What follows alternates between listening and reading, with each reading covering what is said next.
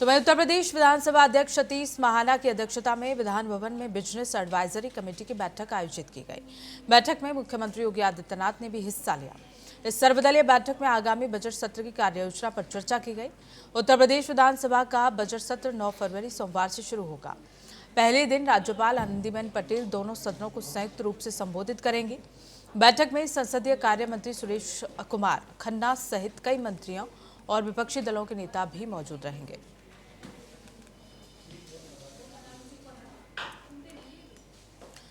और इसी खबर को लेकर हमारे साथ यूपी के ब्यूरो चीफ नितिन हमारे साथ जुड़ गए ज्यादा जानकारी लेकर। नितिन, बैठक हुई, मुख्यमंत्री योगी आदित्यनाथ भी इस बैठक का हिस्सा रहे।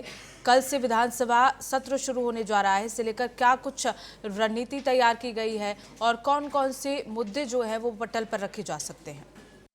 देखिए, मुख्यमंत्री योगी आदित्यनाथ और विधानसभा अध्यक्ष सतीश महाना की अध्यक्षता में सर्वदलीय बैठक हुई है, जिसमें सभी दलों के जो नेता थे वो मौजूद थे। ओम प्रकाश राजभर, आपके संजय निषाद, इसके अलावा अगर विपक्ष की बात करें तो आराधना मिश्रा जो कांग्रेस की नेता प्रतिपक्ष हैं, इसके अलावा समाजवादी पार्टी से माता प्रसाद पांडे, अनुप्रिया पल्लवी पटेल, इस तरह के जो बड़े चेहरे थे वो सभी मौजूद थे और उनकी साथ ये बैठ करके चर्चा की गई है, क्योंकि विधानसभा सत्र बहुत अहम है। इस बार का 2026-27 का जो बजट है वो पेश होना है और इस बजट को काफी अहम माना जा रहा है उत्तर प्रदेश की विकास की रफ्तार को दोगुना करने के लिए।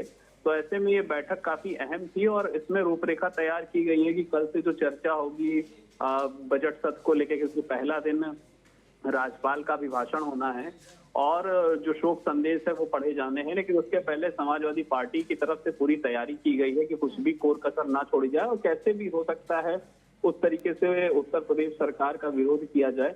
तो इसी को लेकर के ये बैठक हुई थी और ये चर्चा की गई है कि ये जो विधानसभा का सत्र है ये आसानी से और सुचारू रूप से चले और इस विषय पर चर्चा हो कि कैसे उत्तर प्रदेश को बेहतर की तरफ ले जाना है, कैसे उत्तर प्रदेश का ये विधानसभा सत्र जनता के हित में हो, इन सारे विषयों पर चर्चा की गई है। बिल्कुल नितिन, कल कौन कौन सी परियोजनाओं के लिए बजट पेश हो सकता है?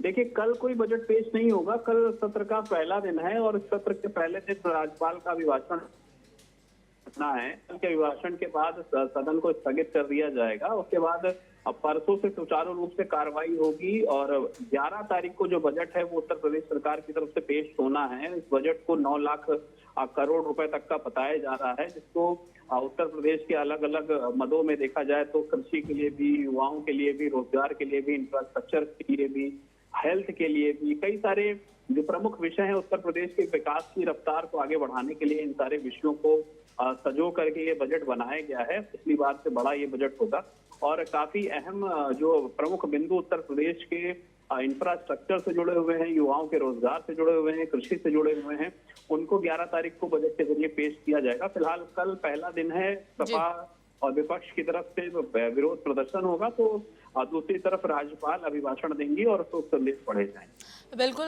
कल के सत्र में अगर बात की जाए नितिन, तो कौन कौन से ऐसे मुद्दे हैं जिन पर विपक्ष सत्ता पक्ष को घेर सकता है?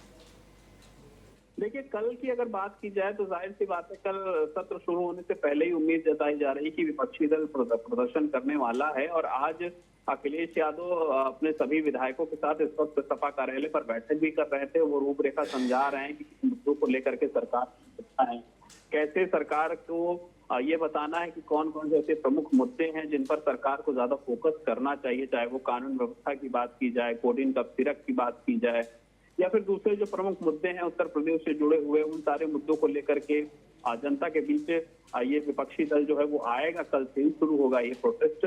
और इसके अलावा अगर देखा जाए तो राजधानी लखनऊ में जो कई ऐसे प्रकरण आए हैं कानून व्यवस्था से जुड़े हुए, जब ये कल का ही एक मामला है जहाँ पर भाजपा के विधायक हैं बेदी राम, उनकी तरफ से एक सभासद उत्तर प्रदेश राजधानी लखनऊ की एक वार्ड की सभासद हैं, उनको भी उनके साथ भी अभद्रता की गई है जमीन कब्जाने को लेकर के बेदी राम की तरफ से। तो ये भी प्रकरण है जिसको लेकर के समाजवादी पार्टी ट्विटर हैंडल से लगातार सरकार को घेरने की कोशिश की जा रही है। तो जाहिर सी बात है कल इस मुद्दे पर भी सदन के बाहर चर्चा होगी। तो ये सारे प्रमुख विषय हैं जिन पर सरकार को घेरने का प्रयास तैयारी हो चुकी है। अखिलेश यादव क्लास ले रहे हैं और कल इसका जो नतीजा है वो सबको देखने को मिलेगा।